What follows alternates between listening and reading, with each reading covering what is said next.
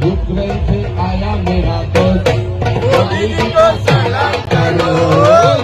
છેલ્લા કેટલાય સમયથી ગુજરાતના જે લોક કલાકારો છે એક પછી એક વાત કરી રહ્યા છે કે તેમનું અપમાન કરવામાં આવ્યું છે. કોંગ્રેસના નેતા જે લાલજીભાઈ દેસાઈ છે તેમણે કરેલી ટિપ્પણીને લઈને તેઓ નારાજ છે. વારંવાર સોશિયલ મીડિયા પર આપણે આ પ્રકારના વિડીયો જોઈ રહ્યા છે. તો આપણે આ જે લોક કલાકારો જે નારાજ છે એમની વાત કરીએ, સાથે સાથે દુનિયાના પણ જે મોટા મોટા કલાકારો છે તેમની વાત કરીએ કે તેઓ કયા પ્રકારની વાતો કરે છે. એની સામે આપણા જે લોક કલાકારો છે જે સંસ્કૃતિ બચાવવાની વાતો કરે છે તેમનું કયા પ્રકારનું વલણ છે. તો સૌથી પહેલાં તો તમને બતાવી દઉં એક વિડીયો જેની અંદર તમે જોઈ લો કે આપણા જે લોક કલાકારો છે એ કયા પ્રકારની સંસ્કૃતિ આપણા રાજ્યની બચાવી રહ્યા છે. મને તો નથી ખબર કે આ કયા પ્રકારનું લિટરેચર છે, કયા મોટા સાહિત્યકારે આ રચના રચી છે. ઝવેરચંદ મેઘાણીની તો બહુ મોટી મોટી મહાન રચનાઓ હતી, પરંતુ તેની સામે આ કયા પ્રકારની આ રચના છે એ સૌથી પહેલાં તમે નિહાળી લો. मोदी जी को सलाम करो,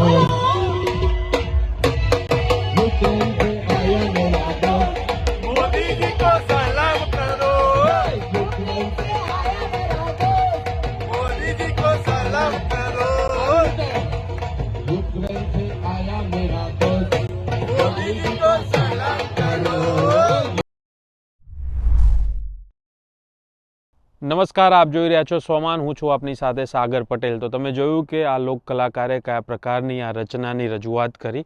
આ સમયે હું ત્યાં હાજર હતો, સ્ટેજ પર જ હાજર હતો, અને જે કાર્યક્રમ હતો ત્યારે એ વડાપ્રધાન નરેન્દ્ર મોદીનો રોડ શો હતો જેની અંદર આપણા લોક કલાકારે બહુ જ મહાન રચનાની પ્રસ્તુતિ કરી હતી. અને જે સાથે ઊભા હતા તે બાળકો, એમને પણ સાથે લઈને તેમણે ગાવાનો પ્રયાસ કર્યો. મને તો નથી ખબર કે આ કયા લોક સાહિત્યકારે આ જે ગીત હતી તેની રચના કરી છે, કયા પ્રકારની આ સંસ્કૃતિનો આપણો ભાગ છે. પરંતુ અત્યારે હાલ જે પરિસ્થિતિ ચાલી રહી છે, આ વિડીયો તમને બતાવવાનો આશા એ જ છે કે ખેડૂતોની રાજ્યની અંદર જે પરિસ્થિતિ છે, સામાન્ય લોકોની જે પરિસ્થિતિ છે, આની વચ્ચે વૈશ્વિક સ્તરે આપણી જે પરિસ્થિતિ થઈ રહી છે એ દરમિયાન વિશ્વના બીજા જે કલાકારો છે એ પોતાના દેશના નેતાઓને કયા પ્રકારે જવાબ આપતા હોય છે. આપણા ત્યાં આપણે એક પ્રકારનું કલ્ચર જોયું છે છેલ્લા કેટલાય સમયથી. પહેલાં તો આપણે જોતા હતા કે જે મોટા મોટા જોક હતા તે પણ મનમોહન સિંહ હોય કે બીજા અનેક નેતાઓ હોય, ઇવન અટલ બિહારી વાજપેયીના સમયે પણ આપણે જોયા કે જે કવિતાઓ હતી, હાસ્ય કવિતાઓના માધ્યમે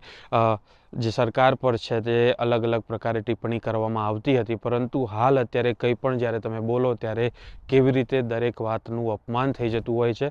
અત્યારે હાલ ટૂંક સમય પહેલાં જ ગ્રેમી એવોર્ડ, જે દુનિયાના સૌથી મોટા અવોર્ડ્સમાંનો એક છે એવું માનવામાં આવે છે કલાકાર જગતની અંદર, એની અંદર જે કલાકારો હતા તેમણે અત્યારે હાલ અમેરિકાની અંદર જે પરિસ્થિતિ આઈસ જે સંસ્થા છે તેમના દ્વારા જે કરવામાં આવે છે તેના વિરોધમાં જે ખુલ્લા જે સ્ટેજ ઉપર આવીને કયા પ્રકારે પોતાની રજૂઆત કરી અને શું કહ્યું તમે જો. બેલી એલિસ નામના બહુ જ મોટા સિંગર છે, તેમને એવોર્ડ પણ જીત્યો અને સાથે પોતાના દેશમાં ઊભા રહીને પોતાના દેશના જે ખરાબ વલણ હતું તેના વિશે જાહેર મંચ ઉપર આ તમામ જે કલાકારો બોલ્યા.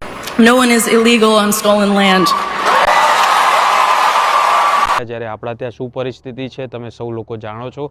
કયા પ્રકારે આપણા કલાકારો જે છે એ ચાટુકારિતા કરે છે એ પણ તમે જોતા આવ્યા છો. અને જે કહી રહ્યા છે કે વારંવાર કે અમે જે અત્યારે અમારી મરજીથી જે લોકો બોલાવે છે એમની મરજીથી અમે ત્યાં જઈએ છીએ અને ત્યાં પછી તેની વાત કરીએ છીએ. તો એની વચ્ચે બીજા દેશના કલાકારો જોઈ લો. આની પહેલાં પણ આપણે જોયું અક્ષય કુમાર હોય કે બીજા ઘણા બધા કલાકારો હોય કે કેવી રીતે કેરી કાપીને ખાવી જોઈએ એના વિશે પણ જ્ઞાન આપતા હોય છે. વરુણ ધવનને પણ આપણે એક ટોક શોમાં જોયા હતા કે તેમણે વડાપ્રધાન મોદીને કહ્યું કે આટલું બધું કામ કેવી રીતે કરી શકો છો. એટલે આપણા ત્યાં જે કલાકારો છે, પહેલાં પણ તમે અમિતાભ બચ્ચનના ટ્વીટ તમે જે તે સમયના જોતા હશો, તે દરમિયાન જ્યારે રૂપિયો ગગડે અથવા કે બીજા પ્રકારની દેશની અંદર ઘટનાઓ થાય ત્યારે સવાલ પૂછતા હતા. આ તમામ લોકોના મોઢા અત્યારે સિવાય ગયા છે. અત્યારે જ્યારે કલાકારોને પૂછવામાં આવે ત્યારે તેમનું એક જ કહેવું હોય છે કે અમારું કામ છે કલાને આગળ વધારવી, કલા વિશે વાત કરવી. અત્યારે એમને એવું કહેવું છે કે અમારું પોલિટિકલ કોઈ મંતવ્ય નથી. તો જ્યારે પહેલાં એમના પોલિટિકલ મંતવ્યો હતા તો અત્યારે કેમ નથી? આ સવાલ છે. શું એમનું જમીર એમણે વેચી માર્યું છે? તો વાત એ જ છે કે કઈ લોકકલાની પહેલાં તો વ્યાખ્યા શું લોકો માટે, શું લોકોની અંદર ખેડૂતો હોય, દેશના ગરીબો હોય કે બીજી સામાન્ય લોકો હોય તેમની ગણતરી લોકની અંદર થાય છે કે લોકની અંદર ફક્ત કોઈ એક પક્ષ અથવા સરકારમાં બેઠેલા નેતાઓ કે આપણા વડાપ્રધાન, આપણા મુખ્યમંત્રી અથવા આપણા મંત્રીમંડળની જ વાત થાય છે? જ્યારે વડાપ્રધાન હોય કે પછી મુખ્યમંત્રી હોય, આપણી વિધાનસભાની વાત કરીએ તો વિધાનસભાની અંદર જ્યારે કલાકારોને વિધાનસભામાં બોલાવવામાં આવે ત્યારે બોલાવવામાં કેટલાને આવ્યા કેટલામાં ના આવ્યા. આ જ કલાકારોના મુખ્ય મુદ્દાઓ છે કે એના સિવાય પણ જે લોકોની વાત કરી રહ્યા છે, લોકકલાની વાત કરી રહ્યા છે, એ લોકો માટે પણ પોતે કોઈ મત ધરાવે છે કે નહીં. બસ તમારું શું કહેવું છે આ મુદ્દે કોમેન્ટ કરીને જરૂરથી જણાવજો. અને તમને આ વિડીયો પસંદ આવ્યો હોય તો સોમાનની આ ચેનલને લાઇક, શેર અને સબસ્ક્રાઈબ જરૂરથી કરજો. નમસ્કાર.